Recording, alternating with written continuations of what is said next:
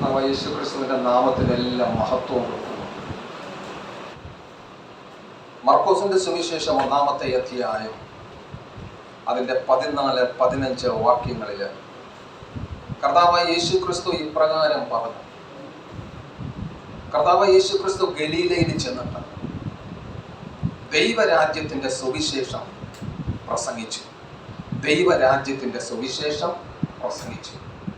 താൻ ഇങ്ങനെ പറഞ്ഞ്, കാലം തികഞ്ഞു, ദൈവരാജ്യം സമീപിച്ചു, മാനസാന്തരപ്പെട്ട് സുവിശേഷത്തിൽ വിശ്വസിക്കുവിൻ എന്ന് പറഞ്ഞു.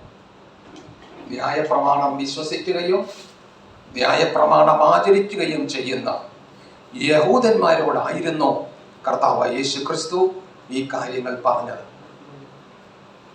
മാനസാന്തരപ്പെടണം, സുവിശേഷത്തിൽ വിശ്വസിക്കണം.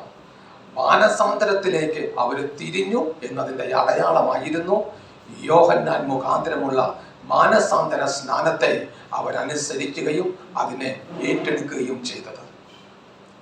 ലൂക്കോസിന്റെ സുവിശേഷം 9-ാമത്തെ അധ്യായത്തിൽ പത്രോസ് അപ്പോസ്തലൻ ഇപ്രകാരം പറയുന്നുണ്ട്. അവിടെ ഉയർന്ന മലയിൽ പത്രോസ് അപ്പോസ്തലനെയും യാക്കോബിനെയും യോഹന്നാനെയും കൊണ്ടുചെന്നിട്ട് കർത്താവ് താൻ ആരാണെന്ന് യഥാർത്ഥത്തിൽ കാണിച്ചു കൊടുത്ത സമയത്ത്, അതിനുശേഷം മോശയും ഏലിയാവും എല്ലാം കണ്ടതിന് ശേഷം അപ്പോസ്തലൻ ഇപ്രകാരം പറഞ്ഞു, ഞങ്ങൾ 3 കുടിലുകൾ ഉണ്ടാക്കട്ടെ, ഒന്ന് ഏലിയാവിനും, ഒന്ന് മോശയ്ക്കും, ഒന്ന് നിനക്കും. അവിടെ താഴത്തേക്ക് വരുമ്പം അവിടെ ഒരു മേഘം വന്ന് നിഴലിട്ടെന്നും മേഘത്തിൽ നിന്നും ഒരു ശബ്ദം മുഴങ്ങിയെന്നും ആ ശബ്ദം ഇപ്രകാരമായിരുന്നുവെന്നും അപ്പോസ്തലൻ പറഞ്ഞിരിക്കുന്ന ശബ്ദം ഇങ്ങനെ ആയിരുന്നു, ഇവൻ എൻ്റെ പ്രിയപുത്രൻ, ഇവന് നിങ്ങൾ ചെവി കൊടുപ്പിൻ. 36-ാമത്തെ വാക്യത്തിൽ പറഞ്ഞിരിക്കുന്നു, ലൂക്കോസിന്റെ 9:36 പറഞ്ഞിരിക്കുന്നു, ശബ്ദമുണ്ടായ നേരത്ത് യേശുവിനെ മാത്രം കണ്ടു. അതിൻ്റെ അർത്ഥം മോശയും ഏലിയാവും അവിടെ ഇല്ല, യേശുക്രിസ്തു മാത്രമേ അവിടെ ഉള്ളൂ. നീങ്ങിപ്പോകുന്ന ന്യായപ്രമാണവും നിലനിൽക്കുന്ന നിത്യനിയമമായ ക്രിസ്തുവിലുള്ള വിശ്വാസത്തെയും അവിടെ കാണിച്ചിരിക്കുകയായിരുന്നു.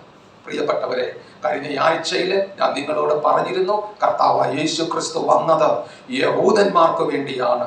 കർത്താവായ യേശുക്രിസ്തു സംസാരിച്ചു തുടങ്ങിയത് യഹൂദന്മാർക്ക് വേണ്ടിയാണ്. രാജ്യത്തിന്റെ സുവിശേഷം സുവിശേഷിച്ചു തുടങ്ങിയതും യഹൂദന്മാരോട് കൂടിയായിരുന്നു. സംഭവിക്കാനിരിക്കുന്ന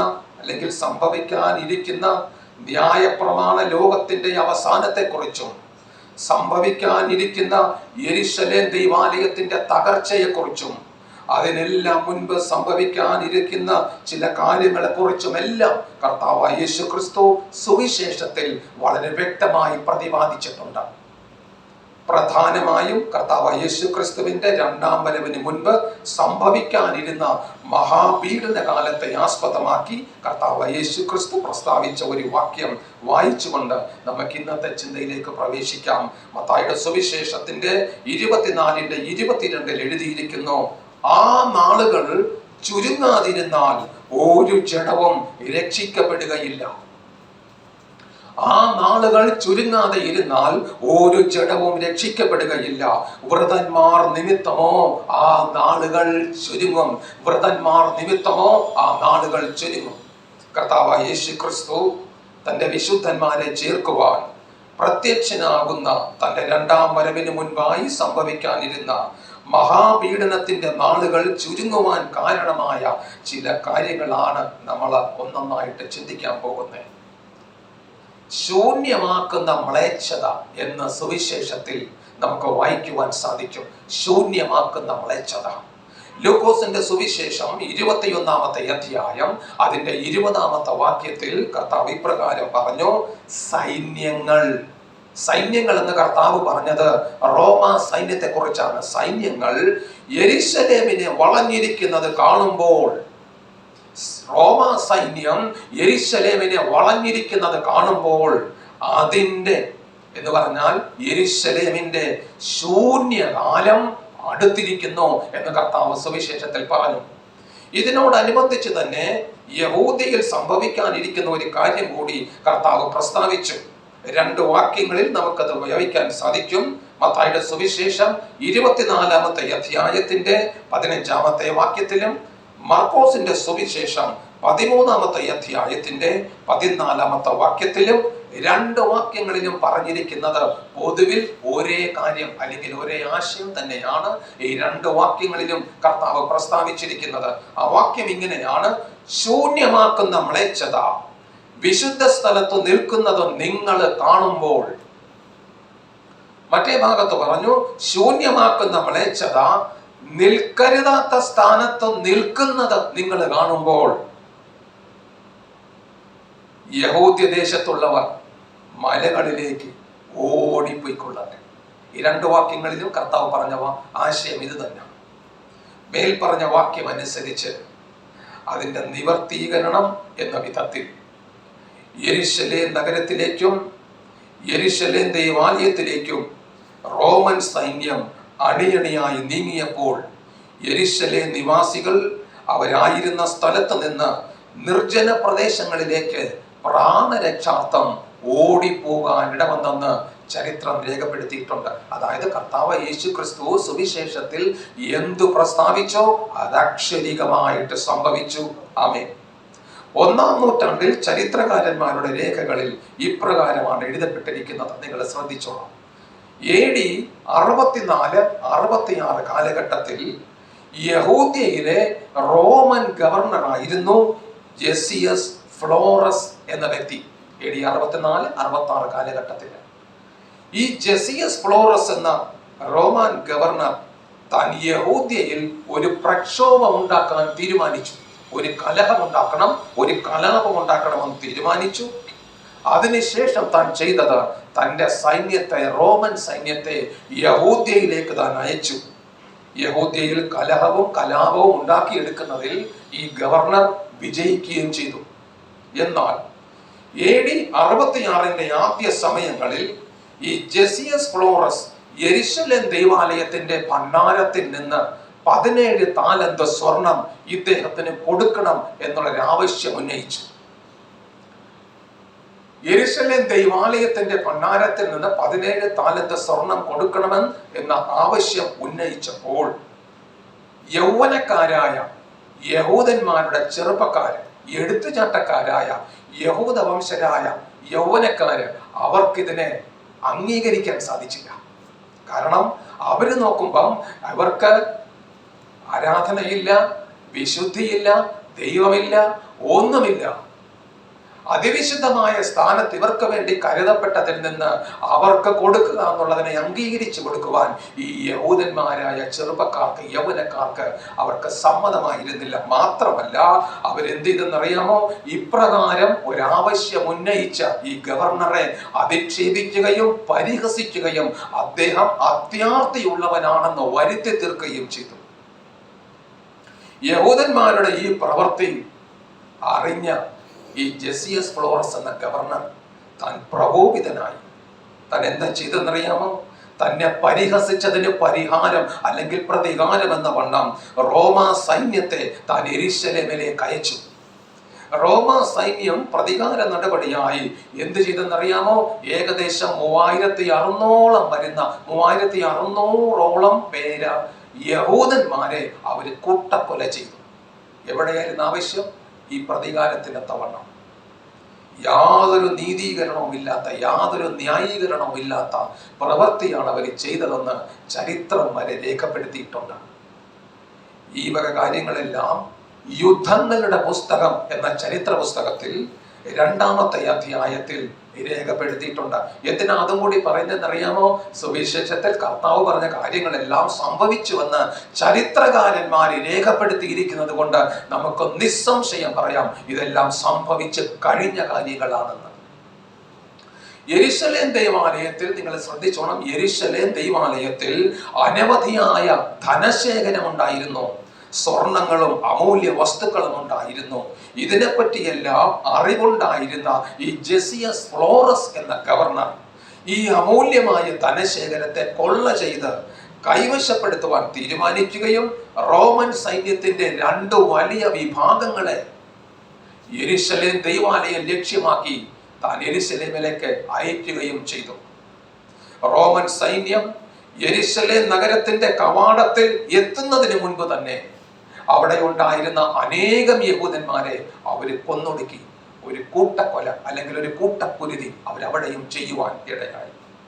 റോമൻ സൈന്യം നഗരത്തിൽ പ്രവേശിക്കുകയും യെരുശലേം ദൈവാലയത്തെ ലക്ഷ്യമാക്കി മുന്നേറുകയും ചെയ്തു. കാരണം കവാടത്തിലുള്ളവരെ കൊന്നിട്ട് അവര് കവാടത്തിന്റെ പ്രവേശന കവാടത്തിന്റെ അപ്പുറത്തേക്ക് കടന്ന് യെരുശലേം ദൈവാലയത്തെ ലക്ഷ്യമാക്കിക്കൊണ്ട് റോമൻ സൈന്യം അങ്ങോട്ട് മുന്നേറുകയും ചെയ്തു.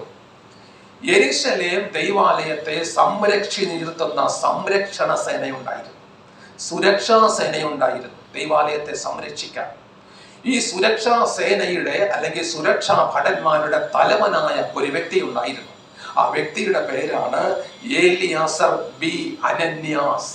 ഏലിയാസർ ബി അനന്യാസ്. ഈ പേരുകളൊന്നും നിങ്ങൾ മറന്നു പോകരുത്. ഈ പേരിന്റെ വ്യക്തിക്ക് വലിയ പ്രാധാന്യം സുവിശേഷത്തിൽ കൊടുത്തിട്ടുണ്ട്. ലേഖനങ്ങളിലേക്ക് വരുമ്പോൾ നമുക്ക് ആ പ്രാധാന്യത്തെ തിരിച്ചറിയാൻ സാധിക്കും. സുരക്ഷാ ഭടന്മാരുടെ തലവനായിരുന്ന ഏലിയാസർ ബി അനന്യാസ് എന്ന വ്യക്തി റോമൻ സൈന്യത്തിന്റെ വരവും റോമൻ സൈന്യത്തിന്റെ ഉദ്ദേശവും താൻ തിരിച്ചറിഞ്ഞു. ഏലിയാസർ ബി അനന്യാസ് റോമൻ സൈന്യത്തോട് എതിർത്ത് നിൽക്കേണ്ടതിന്, കാരണം ദൈവാലയത്തെ സംരക്ഷിക്കുക എന്നുള്ളത് തന്റെയും തന്റെ കീഴിലുള്ള സുരക്ഷാ ഭടന്മാരുടെയും ഉത്തരവാദിത്തമാകയാൽ റോമൻ സൈന്യത്തെ തടഞ്ഞു നിർത്തേണ്ടതിന് ഇവരുടെ അംഗബലം കുറവായത് കാരണം താൻ എന്ത് ചെയ്തെന്നറിയാമോ? താൻ അവിടെ കാഹളമൂതി യഹൂദന്മാരെ മുഴുവനും കൂട്ടിവരുത്തി ഈ വിഷയം അവരെ അറിയിച്ചുകൊണ്ട് യഹൂദന്മാരുള്ള പുരുഷന്മാരെ എല്ലാം താൻ തന്റെ ഭാഗത്തേക്ക് ചേർത്തു, യുദ്ധസജ്ജരാക്കി തീർത്തു. നമുക്കറിയാം, ദൈവാലയം എന്ന് പറഞ്ഞാൽ യഹൂദനെ സംബന്ധിച്ച് അത് കഴിഞ്ഞിട്ടേ ബാക്കി കാര്യമുള്ളൂ. അവിടെയാണ് യാഗങ്ങൾ, അവിടെയാണ് ആരാധന, അവിടെയാണ് ദൈവസാന്നിധ്യം ഇറങ്ങുന്നത്, അവിടെയാണ് സകല ശുശ്രൂഷകളും ഉള്ളത്. ദൈവാലയം എന്ന് പറയുന്നത് യഹൂദനെ സംബന്ധിച്ച് അവരുടെ ജീവിതത്തിൽ ഏറ്റവും സ്ഥാനമുള്ള കാര്യമായതുകൊണ്ട് ഏലിയാസർ ബി അനന്യാസ് എന്ന വ്യക്തിയുടെ വാക്ക് കേട്ട അനേകം യഹൂദന്മാർ തന്റെ പക്ഷം ചേരുവാനും അങ്ങനെ അവരൊരു വലിയ കൂട്ടമായി തീരുവാനും ഇടവന്നു. എന്നിട്ട് റോമൻ സൈന്യം വരുന്ന വഴിയിൽ വെച്ച് തന്നെ അവരെ തടയേണ്ടതിനായി ആ സൈന്യം കടന്നു വരുന്ന വഴിയിൽ യഹൂദ പൗരന്മാരെ യുദ്ധസജ്ജരായി നിർത്തി അവിടെ തടസ്സം സൃഷ്ടിച്ചു. കാരണം അവരിങ്ങോട്ട് പ്രവേശിക്കരുത്.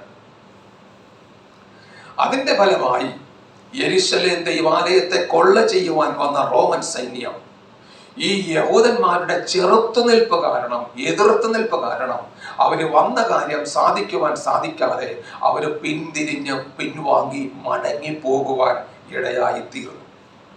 യുദ്ധങ്ങളുടെ പുസ്തകത്തിൽ ഈ കാര്യങ്ങളെല്ലാം തന്നെ വളരെ വിശദമായി വിശദീകരിച്ചിട്ടുണ്ട്.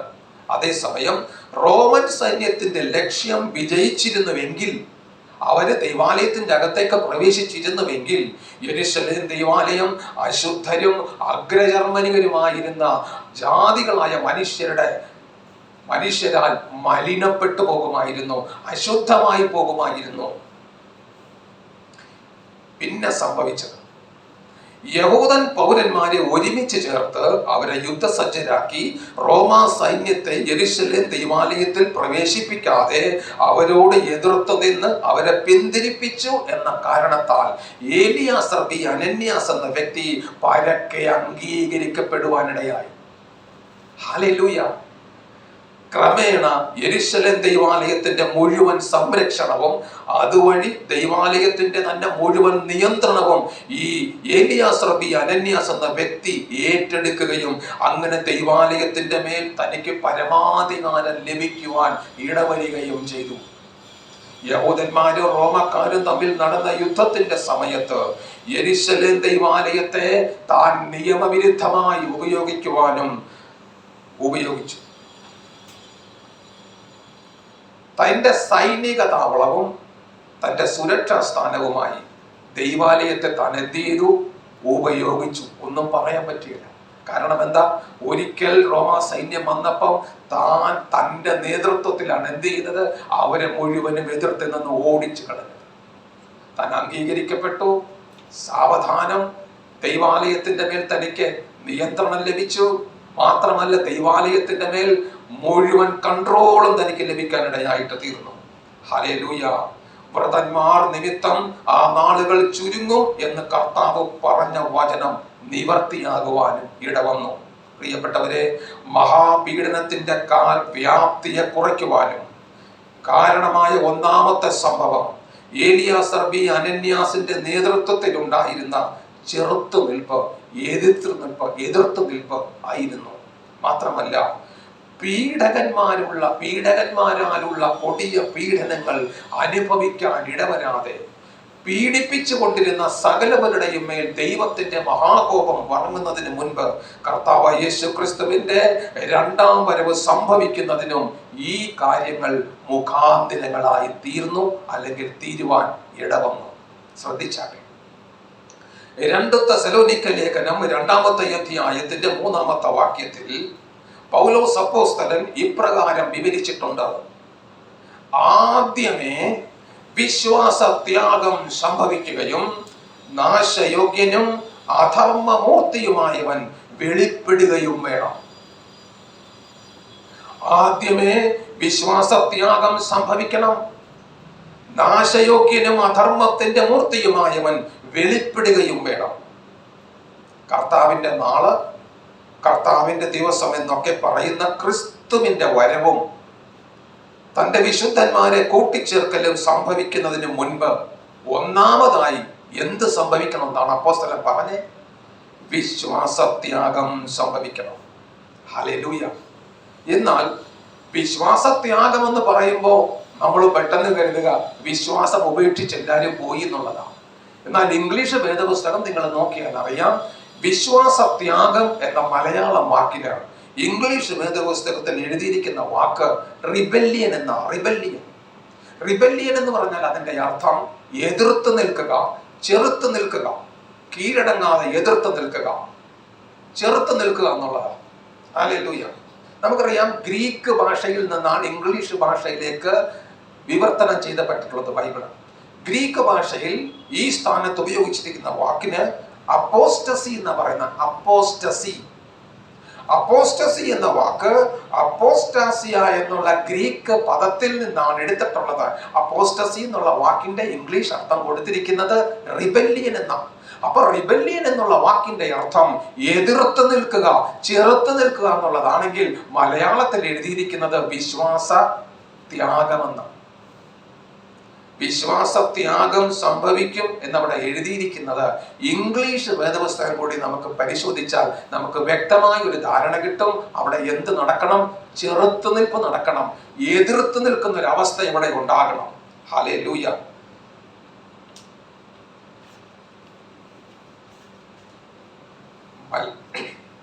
രണ്ട് തെസ്സലോനിക്ക ലേഖനം 2-ാമത്തെ അധ്യായത്തിന്റെ 3-ാമത്തെ വാക്യത്തിൽ അവിടെ എഴുതിയിട്ടുണ്ട്, ക്രിസ്തുവിന്റെ വരവിന് മുൻപായി എന്ത് സംഭവിക്കണം? റിബല്യൻ വെളിപ്പെടണം. ഇംഗ്ലീഷ് വേദപുസ്തകത്തിൽ നിന്ന് ഞാൻ സംസാരിച്ചാൽ ക്രിസ്തുവിന്റെ വരവിന് മുൻപ്, കർത്താവിന്റെ രണ്ടാം വരവിന്റെ മുൻപ് എന്ത് സംഭവിക്കണം? അവിടെ റിബല്യൻ വെളിപ്പെടണം. അവിടെ എതിർപ്പ്, കലഹം അല്ലെങ്കിൽ പ്രക്ഷോഭങ്ങൾ ഉണ്ടാകണം. ഈ ചെറുത്ത് നിൽപ്പ്, ഈ എതിർപ്പ്, ഈ പ്രക്ഷോഭമായിരുന്നു ഏലിയാസർബി അനന്യാസ് എന്ന വ്യക്തിയുടെ നേതൃത്വത്തിൽ അവിടെ സംഭവിച്ചത്. ഹല്ലേലൂയ. റോമാ സൈന്യം ദൈവാലയം ആക്രമിക്കുവാനും കീഴ്പ്പെടുത്തുവാനും കടന്നു വരുന്ന സമയത്ത്, അതിനെ കൊള്ളയടിച്ച് ധനശേഖരം മുഴുവൻ കൊണ്ടുപോകാൻ കടന്നു വരുന്ന സമയത്ത് ഏലിയാസർബി അനന്യാസിന്റെ നേതൃത്വത്തിലുള്ള യഹൂദ സൈന്യം അല്ലെങ്കിൽ യഹൂദ പൗരന്മാർ എന്ത് ചെയ്തു?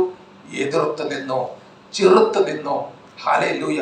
ഇതിനെയാണ് 2 തെസ്സലോനിക്ക ലേഖനം 2-ാമത്തെ അധ്യായത്തിന്റെ 3-ാമത്തെ വാക്യത്തിൽ റിബല്യൻ വെളിപ്പെടണം എന്നവിടെ എഴുതിയിരിക്കുന്നത്. ഈ ചെറുത്ത് നിൽപ്പ്, ഈ എതിർപ്പ്, ഈ പ്രക്ഷോഭമായിരുന്നു ഏലിയാസർബി അനന്യാസിന്റെ കാലത്ത് സംഭവിച്ചത്. കാരണം അവസാന നാളുകളിൽ നിയമത്തിന് വിരോധമായി എതിർത്ത് നിൽക്കുന്ന അഥവാ ചെറുത്ത് നിൽക്കുന്ന ഒരു വ്യക്തി മുഖാന്തരമുള്ള കലഹത്തെയും പ്രക്ഷോഭത്തെയുമായിരുന്നു അപ്പോസ്തലൻ അവിടെ എന്ത് ചെയ്തത്? ലേഖനത്തിൽ വിശദീകരിച്ചത്. അപ്പം ആദ്യം എന്ത് വെളിപ്പെടണം? വിശ്വാസത്യാഗം വെളിപ്പെടണം, അല്ലെങ്കിൽ റിബല്യൻ വെളിപ്പെടണം. ഇവിടെ എതിർപ്പ് അഥവാ ചെറുത്തുനിൽപ്പ് സൂചിപ്പിക്കുന്നത് മതപരമായ കാര്യങ്ങളിൽ തീക്ഷ്ണത കാണിച്ചിരുന്നതായ ഒരു വ്യക്തി, യഹൂദ മതപരമായ കാര്യങ്ങളിൽ വളരെ തീക്ഷ്ണത കാണിച്ചിരിക്കുന്നതായ ഒരു വ്യക്തി ദൈവത്തോടും ന്യായപ്രമാണത്തോടും എതിർത്ത് നിൽക്കുന്നതായിട്ടാണ്. ദൈവത്തോടും ന്യായപ്രമാണത്തോടും എതിർത്ത് നിൽക്കുന്നതായിട്ടാണ് ഇവിടെ കാണിച്ചിരിക്കുന്നത്. മാത്രമല്ല, 2 തെസ്സലോനിക്ക ലേഖനം 2-ാമത്തെ അധ്യായത്തിന്റെ 4-ാമത്തെ വാക്യത്തിലേക്ക് നമ്മൾ വായിക്കുന്ന സമയത്ത് ആ വ്യക്തിയെ ദൈവാലയവുമായി ബന്ധപ്പെടുത്തി പറയുന്നതായി നമുക്ക് കാണാം. 2 തെസ്സലോനിക്ക 2:4 വരുമ്പോൾ ഈ വ്യക്തിയെ ദൈവാലയവുമായി ബന്ധപ്പെടുത്തിയും അവിടെ പറഞ്ഞിരിക്കുന്നതായി നമുക്ക് കാണാം. അവിടെ ഇങ്ങനെ എഴുതിയിരിക്കുന്നത്, അവൻ ദൈവാലയത്തിൽ ഇരുന്നു കൊണ്ട് ദൈവമെന്ന് നടിച്ചു. അവൻ ദൈവാലയത്തിൽ ഇരിക്കും എന്നല്ല, ദൈവമെന്ന് നടിക്കും എന്ന് ഭാവി കാലത്തെ കുറിച്ചല്ല പറഞ്ഞത്. മറിച്ച് അവൻ ദൈവാലയത്തിൽ ഇരുന്നു കൊണ്ട് ദൈവമെന്ന് നടിച്ചു. ഹല്ലേലൂയ. പൗലോസ് അപ്പോസ്തലൻ അവസാന കാലത്ത്, അതായത് ഭാവി കാലത്ത് സംഭവിക്കാനിരിക്കുന്ന കാര്യങ്ങളെ കുറിച്ച്, കാരണം ലേഖനങ്ങളെല്ലാം പരിശുദ്ധാത്മാവിനാലാണ് എഴുതപ്പെട്ടിട്ടുള്ളത്, ഭാവി കാലത്ത് വരുവാനിരിക്കുന്ന കാലത്ത് സംഭവിക്കാനിരിക്കുന്ന കാര്യങ്ങളെ കുറിച്ച് പരിശുദ്ധാത്മാവിനാൽ ഉൾക്കാഴ്ച ലഭിച്ച അപ്പോസ്തലനായ പൗലോസ് താൻ എന്ത് ചെയ്തു? ഇതെല്ലാം എഴുതി വെച്ചു. അവസാന കാലത്ത് യഹൂദന്മാർ ദൈവത്തിനും ന്യായപ്രമാണത്തിനും നേരെ എതിർത്ത് നിന്ന് മഹാവിപത്തിന് വഴിയൊരുക്കും എന്ന പാരമ്പര്യമായ കാഴ്ചപ്പാടിനെ പൗലോസ് അപ്പോസ്തലൻ അവിടെ വിശദീകരിക്കുവാനിടയായി. ഹല്ലേലൂയ. അപ്രകാരം സംഭവിക്കുന്ന ചെറുത്തുനിൽപ്പ് അല്ലെങ്കിൽ റിബല്ലിയൻ, നിയമത്തിന് വിരുദ്ധമായി പ്രവർത്തിക്കുന്ന ഒരു വ്യക്തിയുടെ പ്രവൃത്തികളാൽ ആയിരിക്കുകയും ചെയ്യും. അപ്രകാരം സംഭവിക്കുന്ന ചെറുത്തുനിൽപ്പ് നിയമത്തിന് വിരുദ്ധമായി പ്രവർത്തിക്കുന്ന ഒരു വ്യക്തിയുടെ പ്രവൃത്തികളാൽ ആയിരിക്കുകയും ചെയ്യും.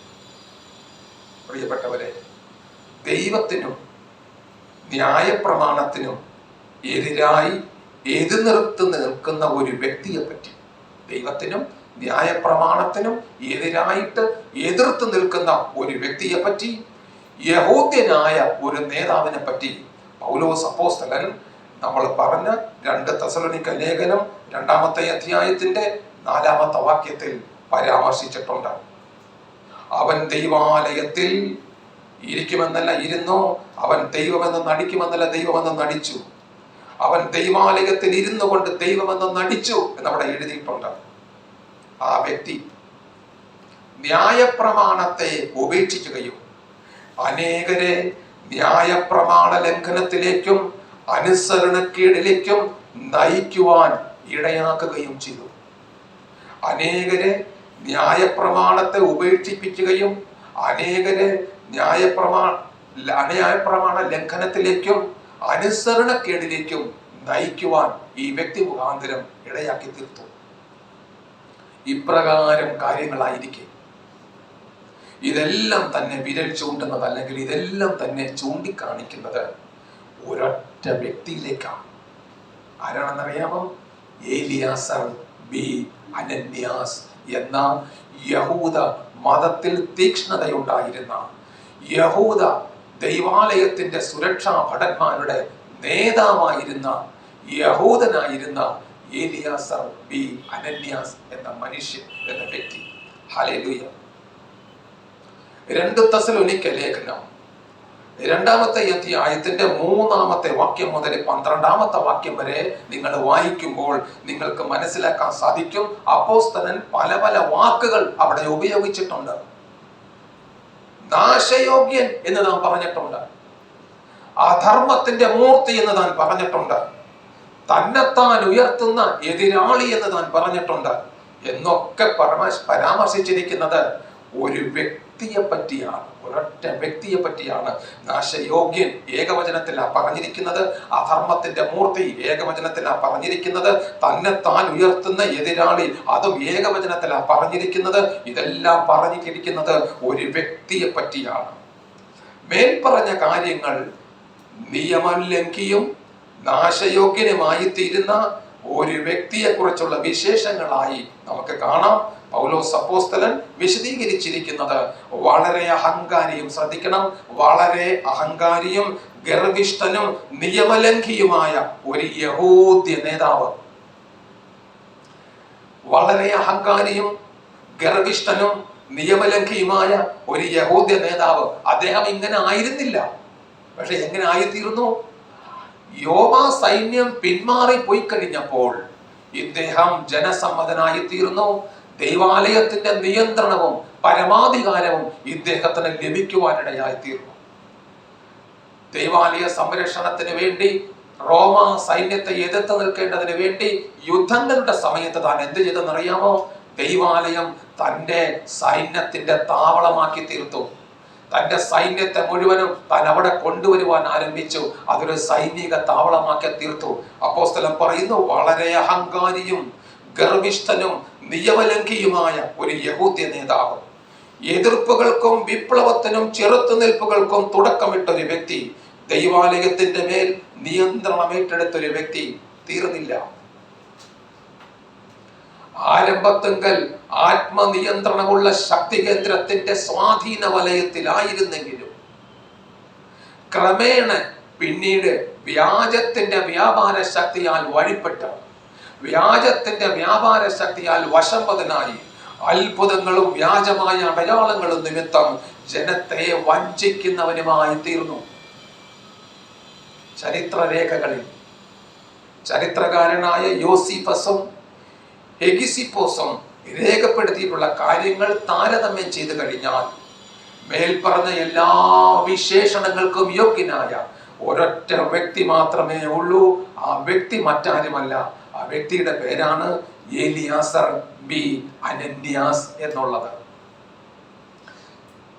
ചരിത്രകാരനായിരുന്ന ഹെഗിസിപ്പസ് ചരിത്രരേഖകളിൽ ഇപ്രകാരം രേഖപ്പെടുത്തിയിരിക്കുന്നു. ഞാൻ വായിക്കാം, നിങ്ങൾ ശ്രദ്ധിച്ചാൽ. എലിയാസർ ബി അനന്യാസ് എന്ന വ്യക്തിയായിരുന്നു എല്ലാ ചെറുത്തുനിൽപ്പുകളുടെയും, എല്ലാ കലഹത്തിന്റെയും പ്രക്ഷോഭത്തിന്റെയും എതിർത്തുനിൽപ്പിന്റെയും കാരണക്കാരൻ. മറ്റൊരു വിധത്തിൽ പറഞ്ഞാൽ എല്ലാ റിബല്യന്റെയും കാരണക്കാരൻ എലിയാസർ ബി അനന്യാസ് എന്ന ഈ ഒരൊറ്റ വ്യക്തിയായിരുന്നു. റോമൻ സൈന്യ യെരുശലേം ദൈവാലയത്തിലേക്കുള്ള കടന്നുവരവിനെ കുറിച്ച് മുൻകൂട്ടി അറിവ് തനിക്ക് ലഭിച്ചതിനാൽ കാഹളമൂതിച്ച് യഹൂദ പൗരന്മാരെ കൂട്ടിവരുത്തി റോമൻ സൈന്യത്തോട് എതിർത്ത് നിൽക്കുവാൻ അവരെ പ്രാപ്തരാക്കി, അവരെ യുദ്ധസജ്ജരാക്കി റോമൻ സൈന്യത്തോട് എതിർത്ത് നിൽക്കുകയും ആ ചെറുത്തുനിൽപ്പ് മുഖാന്തരം റോമൻ സൈന്യം പിൻവാങ്ങി പോകുവാൻ ഇടവരികയും ചെയ്തു. റോമൻ സൈന്യം പിൻവാങ്ങിപ്പോയതിന്റെ ശേഷം യെരുശലേം ദൈവാലയത്തിന്റെ മുഴുവൻ നിയന്ത്രണവും എലിയാസർ ബി അനന്യാസ് എന്ന വ്യക്തി ഏറ്റെടുക്കുകയും ചെയ്തു എന്നും ചരിത്ര പുസ്തകമായ സഫൈർ യോസിപ്പോൾ എന്ന പുസ്തകത്തിന്റെ 59-ാമത്തെ അധ്യായത്തിൽ രേഖപ്പെടുത്തിയിട്ടുണ്ട്. ഹല്ലേലൂയ. യഹൂദ്യയിലെ റോമൻ ഗവർണറായിരുന്ന ജെസിയസ് ഫ്ലോറസും ഈ എലിയാസർ ബി അനന്യാസും തമ്മിൽ നടന്ന ഏറ്റുമുട്ടലിന്റെ കാലഘട്ടമായ AD 66 മെയ് മാസം അധർമ്മമൂർത്തി ആരാകുന്നുവെന്ന് ആദ്യമായി വെളിപ്പെട്ടുവെന്ന് ചരിത്രരേഖകളിൽ എഴുതിയിരിക്കുന്നു. യഹൂദ്യയിലെ റോമ ഗവർണറായിരുന്ന നമ്മൾ ആദ്യം പറഞ്ഞ എല്ലാത്തിൻ്റെയും പിന്നിലുള്ള ബുദ്ധികേന്ദ്രമായ ആ വ്യക്തി ജെസിയസ് ഫ്ലോറസും ചെറുത്ത് നിന്ന എലിയാസർ ബി അനന്യാസും തമ്മിൽ നടന്ന ഏറ്റുമുട്ടലിന്റെ കാലഘട്ടമായ AD 66 മെയ് മാസം അധർമ്മമൂർത്തി ആരാകുന്നുവെന്ന് ആദ്യമായി വെളിപ്പെട്ടു. എലിയാസർ ബി അനന്യാസ് യെരുശലേം ദൈവാലയത്തിന്റെ മുഴുവൻ നിയന്ത്രണവും ഏറ്റെടുക്കുകയും തന്റെ നേതൃത്വത്തിൽ സ്വേച്ഛാധിപത്യ ഭരണം ആരംഭിക്കുകയും ചെയ്തു. മാത്രമല്ല, താൻ യുദ്ധസജ്ജരാക്കി തീർത്ത തന്റെ സൈന്യത്തെ യെരുശലേം ദൈവാലയത്തിൽ കൊണ്ടുവരികയും മറ്റനേകം അധർമ്മ പ്രവർത്തികൾക്ക് കാരണമാക്കി തീർക്കുകയും കൂടാതെ ദൈവാലയത്തിൽ നടന്നു വന്നിരുന്ന യഹൂദ മതാചാരപ്രകാരമുള്ള പ്രമാണപ്രകാരമുള്ള ആചാരങ്ങളെ മുഴുവനും റദ്ദ് ചെയ്ത് നിർത്തലാക്കുകയും ചെയ്തു. ആ സമയം മുതൽ യെരൂശലേം ദൈവാലയത്തിൽ നിരന്തരമായി രക്തച്ചൊരിച്ചിലും ദുഷ്പ്രവൃത്തികളും സംഭവിക്കുകയും അതിനെ തുടർന്ന് യെരൂശലേം നഗരത്തിലും ദൈവാലയത്തിനകത്തുണ്ടായിരുന്ന അതിവിശുദ്ധമായ അവസ്ഥയ്ക്കും മാറ്റം വരികയും ചെയ്തു. അതിവിശുദ്ധമായ ഇടങ്ങളിലെല്ലാം അശുദ്ധി സംഭവിക്കുകയും ചെയ്തു. ഹല്ലേലൂയ. സുവിശേഷത്തിൽ കർത്താവ് പറഞ്ഞു, നിൽക്കരുതാത്ത സ്ഥാനത്ത് അശുദ്ധി നിൽക്കുന്ന സമയത്ത് ഓർത്തുകൊള്ളട്ടെ, വായിക്കുന്നവൻ ഗ്രഹിച്ചു കൊള്ളട്ടെ, അത് യഹൂദ്യനുള്ളവൻ മലകളിലേക്ക് ഓടിപ്പോയിക്കൊള്ളട്ടെ. പ്രിയപ്പെട്ടവരെ, ദൈവത്തിന്റെ വചനത്തിന്റെ അടിസ്ഥാനത്തിലും ചരിത്രപരമായ തെളിവുകളുടെ അടിസ്ഥാനത്തിലും ഒന്നിച്ച് പഠിച്ചിട്ടാണ് നിങ്ങളോട് ഓരോ കാര്യങ്ങളും വ്യക്തമാക്കുന്നത്. ഹല്ലേലൂയ. നാം സംഭവിക്കാനിരിക്കുന്ന എന്തിനോ വേണ്ടി കാത്തിരിക്കുന്നവരല്ല ആയിരുന്നു. പക്ഷെ സത്യം അറിഞ്ഞു കഴിഞ്ഞപ്പോ അങ്ങനല്ല. ദൈവത്തിന്റെ വചനത്തിന്റെ പ്രത്യേകത അറിയുന്നത് വരെ അറിയാതിരിക്കുന്നത് വരെ കുഴപ്പമില്ല. എന്നാൽ അറിഞ്ഞു കഴിഞ്ഞാൽ നമ്മൾ അത് അനുസരിക്കാൻ ബാധ്യസ്ഥരാണ്. ഹല്ലേലൂയ. ഇപ്പൊ നിങ്ങൾ അറിഞ്ഞു കഴിഞ്ഞു. ഈ വിഷയത്തെ പറ്റിയിട്ടുള്ള കാര്യങ്ങൾ നിങ്ങൾ അറിഞ്ഞു കഴിഞ്ഞു. അറിഞ്ഞു കഴിഞ്ഞാൽ നിങ്ങളതിനെ അംഗീകരിക്കണം, നിങ്ങളതിനെ അനുസരിക്കണം. ദൈവത്തിന്റെ വചനത്തിൽ നമുക്ക് നോക്കിയാൽ, ഞാൻ ആദ്യത്തെ ആഴ്ച പറഞ്ഞു, അന്ന് പലരും ഉണ്ടായിരുന്നില്ല. എത്യോപ്യ രാജ്ഞിയുടെ സകല ഭണ്ഡാരത്തിന്റെ വിചാരകനായ ഒരു ഷണ്ണൻ ഉണ്ടായിരുന്നു. താൻ എത്യോപ്യയിൽ നിന്ന് യെരൂശലേമിലേക്ക് ദൈവത്തെ ആരാധിക്കാൻ പോയിട്ട് മടങ്ങി പോകുന്ന വഴിയിൽ ദൈവാത്മാവ് ഫിലിപ്പോസിനെ തന്റെ അടുക്കലേക്ക് അയച്ചു. ഫിലിപ്പോസ് ചെന്നിട്ട് നോക്കുന്ന സമയം അല്ലെങ്കിൽ കേൾക്കുന്ന കേൾവി എന്താന്ന് വെച്ച് കഴിഞ്ഞാൽ, താൻ യെശയ്യാ പ്രവാചകന്റെ പുസ്തകം വായിച്ചുകൊണ്ടിരിക്കുന്നു. താൻ ഭക്തനാണ്. തന്റെ ഭക്തിയുടെ കൂടുതൽ കൊണ്ടാണ് ഇത്രയും ദൂരം സഞ്ചരിച്ച് യെരൂശലേമിൽ വന്ന് ആരാധിച്ചതിന് ശേഷം തിരിച്ചു പോകുന്നത്. എന്നാൽ ദൈവം നോക്കുമ്പോൾ തന്നിലൊരു കുറവുണ്ട്. തന്റെ വിശ്വാസം ശരിയായ വിശ്വാസമല്ല. ക്രിസ്തു തന്റെ ജീവിതത്തിൽ വന്നിട്ടില്ല. താൻ പഴയ വിശ്വാസിയാ. യേശു ക്രിസ്തുവിനെ കുറിച്ച് അറിയത്തില്ല. ദൈവം എന്ത് ചെയ്യുന്നറിയാമോ? ഫിലിപ്പോസിലൂടെ ആ വായിച്ച വാക്യത്തെ ആധാരമാക്കി യേശു ക്രിസ്തുവിനെ കുറിച്ച് പ്രസംഗിപ്പിച്ചു. പോകുന്ന വഴിയിൽ അവിടെ എഴുതിയിരിക്കുന്നു, അവിടെ എന്ത് നടന്നു? സ്നാനം നടന്നു. അപ്പൊ അതിന്റെ അർത്ഥം എന്താ? താൻ അറിഞ്ഞു കഴിഞ്ഞപ്പം താൻ അനുസരിച്ചു. അവിടെയാണ് പ്രിയപ്പെട്ടവരെ അനുഗ്രഹവും നന്മയും. തീർന്നില്ല. കൊർന്നേലിയോസ് എന്തായിരുന്നു? കൊർന്നേലിയോസിന് കുറവ്. എല്ലാം ഉള്ളവൻ, ദൈവമുള്ളവൻ, ദൈവഭയമുള്ളവൻ, അധികാരമുള്ളവൻ, സ്ഥാനമാനങ്ങളുള്ളവൻ, കുടുംബത്തോടുകൂടെ ദൈവത്തെ ഭയപ്പെട്ട് ദൈവത്തെ സേവിക്കുന്നവൻ. തന്റെ പ്രാർത്ഥനയുടെ സമയം ദൈവത്തിന്റെ ദൂതൻ ഇറങ്ങി വന്നിട്ട് പറഞ്ഞു, ശീമോനെ വരുത്തിയിട്ട് പ്രസംഗം കേൾക്കാൻ പറഞ്ഞു. ദൈവം നോക്കുമ്പോ തനിക്കൊരു കുറവുണ്ട്. എന്താണെന്നറിയാമോ? ക്രിസ്തു ഇല്ല, സത്യമില്ല, സത്യമായ ആരാധന അറിയില്ല. പൗലോസ് അപ്പോസ്തലൻ, പത്രോസ് അപ്പോസ്തലൻ വന്നിട്ട് എന്താ ചെയ്തത്? സുവിശേഷത്തെ കുറിച്ച്, ക്രിസ്തുവിനെ കുറിച്ച് പ്രസംഗിച്ച് തീരുന്നതിന് മുൻപേ എന്താ സംഭവിച്ച? കൊർന്നേലിയോസും കുടുംബവും പറഞ്ഞ കാര്യങ്ങളെ അംഗീകരിച്ചു, പറഞ്ഞ കാര്യങ്ങളെ അനുസരിക്കുവാൻ ഇടയായിട്ട് തീർന്നു. ഹല്ലേലൂയ. അറിയുന്ന കാര്യങ്ങൾ നിങ്ങൾ അംഗീകരിക്കണം, നിങ്ങൾ അനുസരിക്കണം. ഹല്ലേലൂയ. ചരിത്രപരമായ കാര്യങ്ങളെല്ലാം ഭാവിയിൽ സംഭവിക്കാനുള്ളതാണെന്ന് കരുതിയിരിക്കാതെ പല കാര്യങ്ങളും സംഭവിച്ചു കഴിഞ്ഞു. ഏറെ കാര്യങ്ങൾ സംഭവിച്ചു കഴിഞ്ഞു. നമ്മൾ ഇതെല്ലാം ഓരോ ആഴ്ചയിലും നിങ്ങളെ സത്യമായ രീതിയിൽ അറിയിച്ചു കൊണ്ടിരിക്കുക. ഹല്ലേലൂയ.